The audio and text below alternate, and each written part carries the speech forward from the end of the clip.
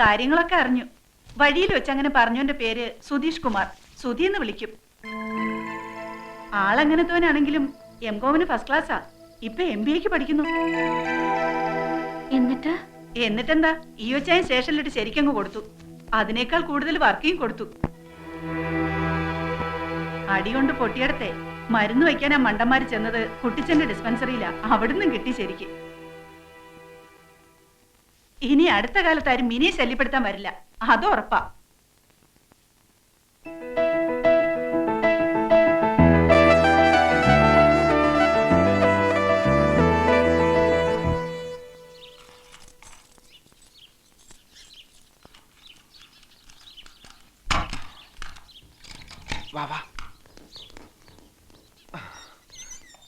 ഇനി ഒരു അറേഞ്ച്മെന്റ് ഉണ്ടാകുന്നത് വരെ ഇവിടെയാണ് നിന്റെ താമസം. കൂടി വന്ന 2 days. എവിടെ? ലോഡ്ജ് ഉടമയും ജീവനക്കാരും ഒന്നും അറിയാതെ സൂക്ഷിച്ചോളണം. ഒന്ന് പിടിച്ചേ. ഭക്ഷണവും വെള്ളമൊക്കെ ഞങ്ങൾ സമയാസമയങ്ങളിൽ എത്തിച്ചോളാം. ഇവിടെ അങ്ങനെ ആരും വരാറില്ല. അഥവാ വന്നാൽ തന്നെ ദേ ഇതിന്റെ അടിയിൽ ഒളിച്ചോളണം. ഇതിന്റെ അടിയിൽ ഒളിച്ചോളണം എന്ന് പറഞ്ഞത് കേട്ടാ? ഞങ്ങൾ പോക്കോട്ടെ, വാ. അച്ഛനെ അധികം സങ്കടപ്പെടുത്തുകയും ചെയ്യരുത്. രാധു, എടാ സൂക്ഷിച്ചോണേ. എന്ത്? ചുമ്മാ പേടിപ്പിക്കാതെ പോടാ. വരട്ടടാ.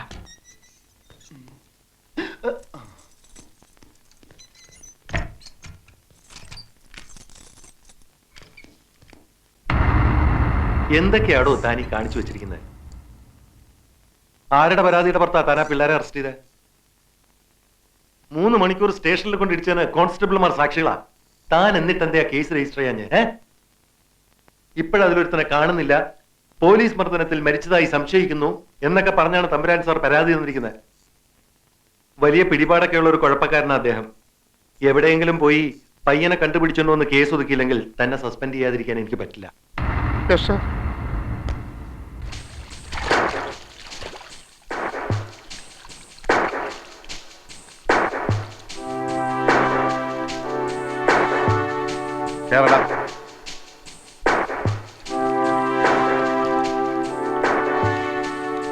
എവിടെയാണോ നിന്റെ കൂട്ടുകാരൻ രാധാമാധവൻ? എനിക്കറിയില്ല. എന്റെ അടുത്ത് വേലയും പറയണൊന്നും വേണ്ട. നിനക്കറിയില്ലല്ലേ? ഇല്ല. നിന്നെ കൊണ്ട് പറയിപ്പിക്കണോ? എടാ, ഒരു രാത്രി മുഴുവൻ തലകീഴായി കെട്ടിത്തൂക്കിട്ടാ നീ താനെ പറയും.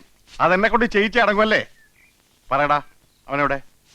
തലകീഴായി കെട്ടിയിട്ട് നോക്ക്, പറയുമെന്നറിയാലോ. എടാ വേണ്ട, വഷളാക്കണ്ട. അന്ന് ഞങ്ങളെ തല്ലിയ കൂട്ടത്തിൽ സാറിന്റെ തല്ല് രാധുവിന്റെ തലക്കേറ്റു. രക്തം കട്ടിപിടിച്ച് അവൻ കുഴഞ്ഞു വീണു. ഉടൻ മരിക്കുകയും ചെയ്തു. ആര്? എന്ത്? എപ്പോ? രക്തോ? ജീപ്പിൽ എടുത്തുകൊണ്ടുപോയ മൃതദേഹം സാറ് കുഴിച്ചിട്ടോ അതോ ചുട്ടുകരിച്ചോ? എന്തുവാ? സുപ്രീം കോടതി വരെ ഞങ്ങൾ സാറിനെ കയറ്റി ഇറക്കും. വേണ്ടി വന്നാലേ ചുട്ടുകരിഞ്ഞ് അവന്റെ അസ്ഥിയും ഹാജരാക്കും. നീ ആള് വിചാരിച്ചതുപോലെ അല്ലല്ലോ. എവിടം വരെയൊക്കെ കയറി ചിന്തിച്ചത്? കൊള്ളത് തുറന്നു പറയാമല്ലോ. നമ്മളിങ്ങനെ വഴക്കിട്ട് നടന്നിട്ട് ആർക്കും ഒരു പ്രയോജനമില്ല. മറിച്ച് നമ്മൾ സുഹൃത്തുക്കളായിരുന്നാൽ എന്നെ കൊണ്ട് തനിക്ക് ഒരുപാട് പ്രയോജനങ്ങളൊക്കെ ഉണ്ട്. ഞാൻ ചുമ്മാ പറയില്ല. എന്താ ഫ്രണ്ട്സ് ആയിക്കൂടെ? സാറിന് ഇഷ്ടമാണെങ്കിൽ ഞാൻ റെഡി. ഓക്കെ, അപ്പൊ നമ്മൾ ഫ്രണ്ട്സ്. നമുക്കൊന്ന് ചുറ്റാനൊക്കെ പോണം. ഹണ്ടിങ് ഇഷ്ടമാണോ? ഹണ്ടിങ് അതിനൊക്കെ പോയാലോ ജോളിയാകാൻ പറ്റൂ. അതിനു മുമ്പ് എനിക്ക് ആ രാധുവിനെ ESP മുമ്പിലൊന്ന് ഹാജരാക്കണേ. അല്ലെങ്കിൽ കുഴപ്പ. അപ്പൊ ആ പ്രശ്നം ആദ്യം തീർക്കാം. സാറ് വിഷമിക്കൊന്നും വേണ്ട, അവൻ ചത്തിട്ടൊന്നുമില്ല. അത് പിന്നെ എനിക്കറിയത്തില്ലേ. തൽക്കാലം ഞാൻ അവനെ ഒരിടത്ത് ഒളിപ്പിച്ചു വെച്ചിരിക്കുക. എവിടെ? അതെവിടെ? അത് എവിടെയാണെന്ന് സാറിന്റെ അപ്പാപ്പൻ വന്ന് ചോദിച്ചാ ഞാൻ പറയില്ല. പിന്നെയല്ലേ സാറ്.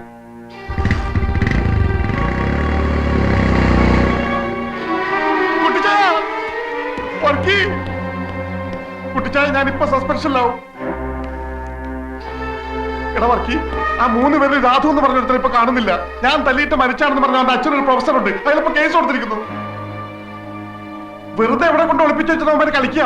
ആ സുധി എന്ന് പറയണത് ഞാൻ വിരട്ടി നോക്കി, അവൻ വരണമെന്നില്ല. ആ രാധു ഒരു സ്ഥലത്തുണ്ട്. അതെവിടെയാണെന്ന് നമ്മുടെ അപ്പാപ്പൻ ചോദിച്ചപ്പോഴും പറയില്ലെന്ന്. അപ്പാപ്പന് പറഞ്ഞു? അതും കേട്ടിട്ട് വന്നല്ലോ ചോദിച്ചാൻ ഇങ്ങോട്ട്. തല്ലി ഓടിക്കണ്ടവനെ. മറ്റവരെ കാണാത്ത ടെൻഷൻ വേറെ. അതിനൊക്കെ ഇവരെ തല്ലാൻ പോണ. വേണ്ട, ഈ ചോദിച്ചാൻ തല്ലണ്ട, ഞാൻ കൊടുത്തോളാം. കൊടുക്കലവർക്ക് ഇങ്ങനെയുള്ളവർക്ക് എന്താ ഈ നാട്ടില്? എടാ ചുമ്മാ അബദ്ധമൊന്നും കാണിക്കല്ലേ. മറ്റവനെ കാണാഞ്ഞിട്ട് ഞാൻ ആയി കുഴഞ്ഞിരിക്കുകയാണ്. ഇനി ഇവനെ കൂടെ കണ്ടില്ലെങ്കിൽ സർവത്ര കുഴപ്പമാവും. ഒരു കുഴപ്പമില്ല. ഈ ചോദിച്ചാന് പേടിയാണല്ലേ, സകലം ഞാൻ ഏറ്റോളാം. ഇപ്പൊ അവൻ അപ്പാപ്പന് പറഞ്ഞിരിക്കുന്നു. അവനെ ജോലി പോകണ അങ്ങ് പോട്ടേന്ന്. കുട്ടിച്ചായ ഒന്ന് പറ. നിക്കണവർക്ക് അവന്മാരവനെ പുറത്തു കൊണ്ടുവരുമോ നോക്കാം. പുറത്തു കൊണ്ടുവരാതെ ഈയോയുടെ ജോലിക്ക് എന്തെങ്കിലും പറ്റിയാൽ നീ അവരുടെ കയ്യും കാലും തല്ലിയൊടിക്കാനൊന്നും നിക്കണ്ട. അങ്ങ് തട്ടേര്. ബാക്കി കാര്യം ഞാൻ ഏറ്റടാ. അതിന് നിനക്കെന്താ എത്ര ടെൻഷൻ? ടെൻഷന്റെ അല്ല, ഇതൊക്കെ തുടങ്ങി വെച്ചത് നമ്മളല്ലേന്നൊരു കുറ്റബോധം. എങ്ങനെ? നമ്മളല്ലേ പോയി അടുത്തിരുന്ന് വർത്താനം പറയാനൊക്കെ പറഞ്ഞത്? അവര് തെറ്റൊന്നും ചെയ്തില്ലല്ലോ. ആഹാ, പെട്ടെന്ന് കയറി ഇങ്ങ് സ്നേഹിക്കുന്ന പെണ്ണാണെന്നൊക്കെ പറഞ്ഞതോ? ശരിയാ, ഞാൻ എപ്പോഴും ആലോചിക്കും എന്താ അങ്ങനെ പറഞ്ഞെന്ന്. വട്ടായിരിക്കും. എന്താടെ പേര്? സുധീഷ്. വിളിക്കുന്ന സുധീന്ന്. MCOM first ക്ലാസ്സാ. ഇപ്പൊ MBAക്ക് പഠിക്കുന്നു. കൊള്ളാലോ. എന്തു കൊള്ളാം? ഇയോച്ചായന്റെ കാര്യം ഓർക്കുമ്പോ സങ്കടം തോന്നുന്നു. ദേടി, ദേ വരുന്നു. ആര്? അയ്യോ, ദേ ഇങ്ങോട്ട് തന്നെ വാ, നമുക്ക് പോവാം. എന്തിനാ? എനിക്ക് പേടിയാ. ഇനിയും വല്ലതും. നമുക്ക് പോവാം, വാ ശ്യാമേ. ഇങ്ങനെ പേടിച്ചോടനെ എന്നെ കിട്ടില്ല. നീ ഇവിടെ അങ്ങനെ നിക്ക്. വെറുതെ എന്തിനാ? നീ വരുന്നുണ്ടോ? ഇല്ല, ഞാൻ പോവാ. മിനി,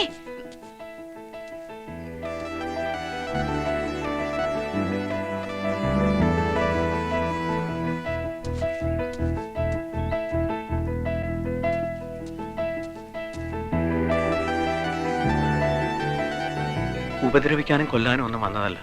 ഒരു തെറ്റ് ചെയ്തു പോയി. അതിന് നേരിട്ട് വന്നൊന്ന് മാപ്പി ചോദിക്കണമെന്ന് കരുതി വന്നതാ. അതിനെന്തിനാ ഇങ്ങനെ പേടിച്ചോടുന്നേ? 2-3 ഇടത്ത് വെച്ച് കണ്ടിട്ടുണ്ട്, പരസ്പരം ശ്രദ്ധിച്ചിട്ടുണ്ട്. അത്രയല്ലേ ഉള്ളൂ മിനിക്ക് എന്നോടുള്ള പരിചയം. പക്ഷെ ഞാനൊരു1000 വട്ടം മിനിയെ അല്ലാതെ കണ്ടിട്ടുണ്ട് എൻ്റെ സ്വപ്നത്തിൽ. എന്നാൽ ഒരിക്കൽ പോലും മിനിയുടെ മുമ്പിൽ ഒരു ശല്യമായി വരരുത് എന്നെനിക്ക് നിർബന്ധമുണ്ടായിരുന്നു. പെട്ടെന്ന് അറിയാതെയാണെങ്കിലും അന്ന് ആ റെസ്റ്റോറൻറ്റിൽ മിനി എൻ്റെ അടുത്ത് വന്നിരുന്നപ്പോൾ അടുപ്പത്തിൽ വർത്താനം പറയാനൊക്കെ പറഞ്ഞപ്പോൾ ദൈവം എൻ്റെ കാര്യത്തിൽ എന്തൊക്കെയോ തീരുമാനിച്ചിരിക്കുന്നതൊക്കെ ഞാനങ്ങ് കയറി ഭ്രമിച്ചു പോയി. അതാ പെട്ടെന്ന് ഒരാൾ എൻ്റെ ആരാണെന്ന് ചോദിച്ചപ്പോൾ ഞാനങ്ങനെ പറഞ്ഞു പോയത്. പറഞ്ഞത് സത്യമായിരുന്നെങ്കിലും പറയരുതായിരുന്നെന്ന് പിന്നീട് തോന്നി. അതിന് മനസ്സ് മുഴുവൻ തുറന്ന് ഞാൻ മാപ്പ് ചോദിക്കുക. മാപ്പ്. നന്നേ. കൂട്ടുകാരനെ എവിടാ കൊണ്ട് ഒളിപ്പിച്ചു വെച്ചിരിക്കുന്നേ? എന്തിനാ ഇങ്ങനെയൊക്കെ? എങ്ങനെയൊക്കെ? ഇനി ഇങ്ങനൊന്നും വേണ്ട. അന്ന് അടുത്ത് വന്നിരുന്നതിനും വർത്താനം പറഞ്ഞതിനും ഞാനും മാപ്പ് ചോദിക്കുക. വാശിയും വൈരാഗ്യമൊക്കെ കളഞ്ഞ് കൂട്ടുകാരനെ പുറത്തു കൊണ്ടുവന്നേര്. എന്നിട്ട് എല്ലാം മറന്നേര്. എല്ലാം. ഞാൻ ചെയ്ത തെറ്റിന് നിരപരാധികളായ എൻ്റെ കൂട്ടുകാർക്കും കിട്ടിയ ഒരുപാട് ശിക്ഷ. അതിൻ്റെ ദേഷ്യം അവർ തീർക്കുമ്പോൾ വേണ്ടാന്ന് പറയാൻ എനിക്കെങ്ങനെ പറ്റും? എന്നാലും മിനി പറഞ്ഞുകൊണ്ട് ശ്രമിച്ചു നോക്കാം പരമാവധി. പിന്നെ എല്ലാം മറക്കണമെന്ന് പറഞ്ഞില്ലേ? മറക്കാം. എൻ്റെ വാശിയും എൻ്റെ വൈരാഗ്യവും ഒക്കെ ഞാൻ മറക്കാം. പക്ഷേ പഴയ ജന്മത്തിൽ എന്നോ കണ്ട് കൊതി തീരാത്തൊരു മുഖമുണ്ട്. ആ മുഖം എനിക്ക് മറക്കാൻ പറ്റില്ല ഒരിക്കലും.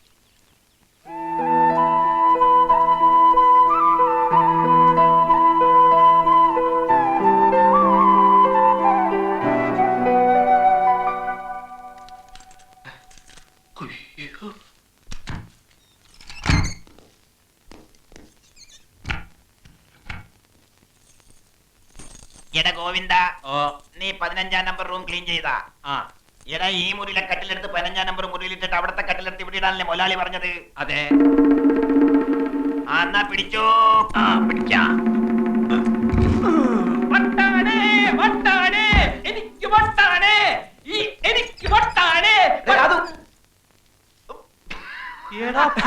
നിങ്ങളായിരുന്ന പോക്കിരിത്തരം കാണിക്കുന്നു.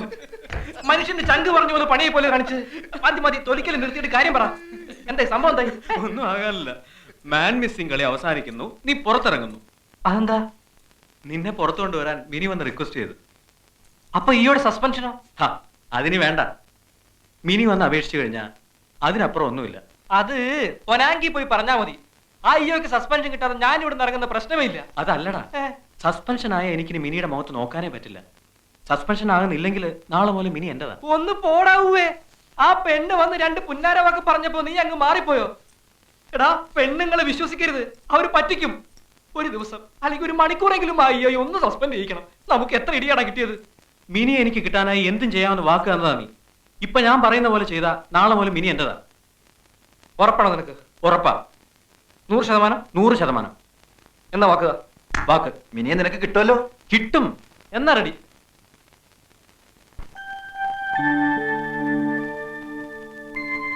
Come along, my little children.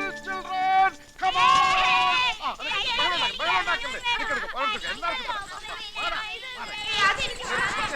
ഇതാ ഞാൻ കൊടുക്കാം. വക്ക വേണ്ട. അമ്മച്ചി, എന്താടാ അയ്യോ, എന്താ കാര്യം? എന്റെ അമ്മച്ചി മല പോലെ വന്നത് എലി പോലെ പോയി. സസ്പെൻഷന് പകരം പ്രമോഷൻ കിട്ടുന്ന ലക്ഷണമാണ്. അതെന്താടാ?